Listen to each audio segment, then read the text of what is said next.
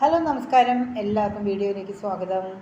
അപ്പോൾ ഇപ്പോൾ മഴയല്ലേ, വൈകുന്നേരം ആകുമ്പോൾ കാറ്റും മഴയൊക്കെ വരണു. എല്ലാവർക്കും ജലദോഷം പിടിക്കൽ, മഴ നനയൽ, ജലദോഷം, ചുമ അല്ലെങ്കിൽ തൊണ്ടവേദന അങ്ങനെ ഇങ്ങനെയൊക്കെ വന്ന് തുടങ്ങി പതുക്കെ പതുക്കെ ഓരോരുത്തർക്കും ഇല്ലേ. അപ്പോൾ പെട്ടെന്ന് വൈകുന്നേരം ആകുമ്പോൾ ഒരു ജലദോഷം പനിയൊക്കെ വരുമ്പോൾ നമുക്ക് കറിയൊക്കെ കൂട്ടി ഊണ് കഴിക്കാൻ ഭയങ്കര ചിലർക്കൊരു ബുദ്ധിമുട്ടുണ്ടാവും, ഈ ജലദോഷം ഉള്ളവർക്ക് കിട്ടാം. അപ്പോൾ പെട്ടെന്ന് ഒരു രസം ഉണ്ടാക്കാമെന്ന് വിചാരിച്ചു കഴിഞ്ഞാൽ പെട്ടെന്ന് നമ്മളതിൽ രസപ്പൊടിയൊന്നും ഉണ്ടാവില്ല. അപ്പോൾ തോന്നും ഇനി മല്ലിയും മുളകൊക്കെ വറുത്തരച്ച് അല്ലെങ്കിൽ വറുത്ത് പൊടിച്ച് അത് ഇരട്ടി പണിയാണ് എന്നൊക്കെ നമുക്ക് തോന്നൂലേ. അപ്പോൾ അങ്ങനെയുള്ളവർക്ക് വേണ്ടി ഒരു ചെറിയ രസത്തിൻ്റെ വീഡിയോ കേട്ടോ.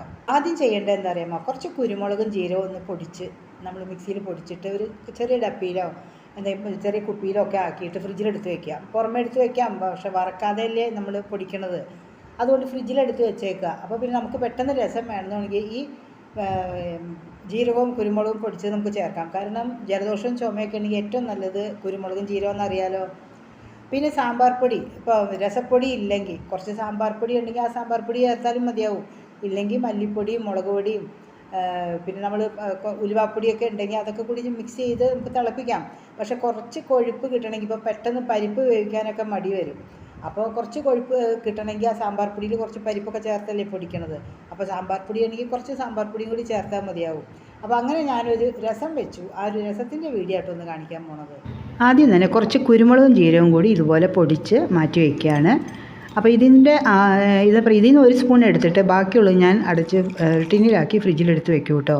പിന്നെ ആ മിക്സിയുടെ ജാറിലുള്ള ആ പൊടിയൊക്കെ ഉണ്ടാവില്ലേ, കുരുമുളക് ജീരകത്തിൻ്റെ, അത് ഞാൻ കുറച്ച് പുളിവെള്ളം ഒഴിച്ചിട്ടാണ് കേട്ടോ കഴുകി ഒഴിക്കണത്.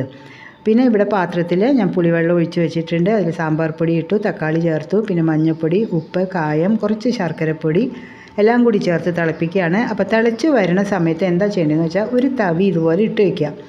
ആ തവി ഇട്ട് വെച്ച് കഴിഞ്ഞാൽ എന്താണെന്ന് വെച്ചാൽ തിളച്ച് തൂവി പുറത്തേക്കൊന്നും വരില്ല, അതിന് വേണ്ടിയാണ്. ഇനി നന്നായിട്ട് തിളയ്ക്കണം. ഒരു 5-8 മിനിറ്റ് നേരം ആ പുളിയുടെ പച്ചമണവും തക്കാളിയൊക്കെ വേകണം. ആ സമയം കൊണ്ട് ഒരു 4 വെളുത്തുള്ളി നമുക്കൊന്ന് ചതച്ചെടുക്കാം. തൊണ്ടോട് കൂടിയാട്ടോ എടുക്കണത്.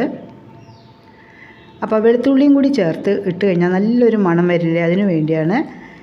പിന്നെ ഉപ്പ് പുളിയൊക്കെ പോരാന്ന് തോന്നുകയാണെങ്കിൽ അത് വേണ്ട വിധത്തിൽ ചേർക്കാം. ഇത്രയേ ഉള്ളൂ കേട്ടോ. പിന്നെ നന്നായിട്ട് തിളച്ച് കഴിഞ്ഞിട്ട് ഗ്യാസ് ഓഫ് ചെയ്ത് നെയ്യിൽ കടുക് വറുത്ത് കുറച്ച് കായപ്പൊടിയും കുരുമുളക് ജീരകം പൊടിച്ചതും കുറച്ച് കറിവേപ്പിലയും കൂടി ഇട്ട് കഴിഞ്ഞാൽ നമ്മുടെ രസം റെഡിയായി കഴിഞ്ഞു. അപ്പോൾ മല്ലിയില ഉണ്ടെങ്കിൽ അതും കൂടി ചേർക്കാം കേട്ടോ. അപ്പോൾ ഞാൻ മല്ലിയിലയൊന്നും ചേർത്തില്ല. ഇനി നല്ല ചൂട് ചോറിൻ്റെ കൂടെ ഇന്ന് രസം കൂട്ടിയാട്ടോ ചോറുണ്ണാൻ പോണത്. അപ്പോൾ നാളെ വീണ്ടും കാണാം കേട്ടോ.